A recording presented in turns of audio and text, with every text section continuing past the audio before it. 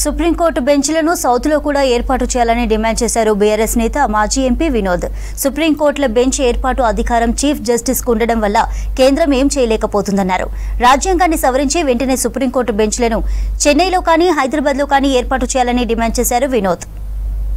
2015లో ఖచ్చితంగా 9 సంవత్సరాల క్రితము ప్రైవేట్ మెంబర్ బిల్లు పెట్టిన పార్లమెంట్లో ఏం పెట్టినా ఆర్టికల్ 130లో ఏం చెప్తుందంటే, రాజ్యాంగంలో ఆర్టికల్ 130 ఏం చెప్తుందంటే, దేశంలో ఎక్కడైనా బెంచెస్ ఏర్పాటు చేయాలంటే చీఫ్ జస్టిస్ ఆఫ్ ఇండియా నిర్ణయం తీసుకొని చేస్తాడు అని చెప్పి ఆర్టికల్ 130లో ఉంది.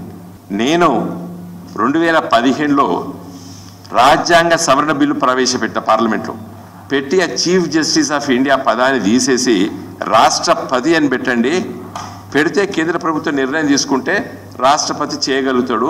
మరి ఇప్పుడు చీఫ్ జస్టిస్ ఆఫ్ ఇండియాకి ఎందుకు చేయబుద్ధి అవుతుందో చెప్పదలుచుకుంటే, ఇలా దేశంలో 5 కోట్ల కంటే ఎక్కువ కేసులు పెండింగ్ ఉన్నాయండి. దేశవ్యాప్తంగా 5 కోట్ల పైచిలకు పెండింగ్ ఉన్నాయి.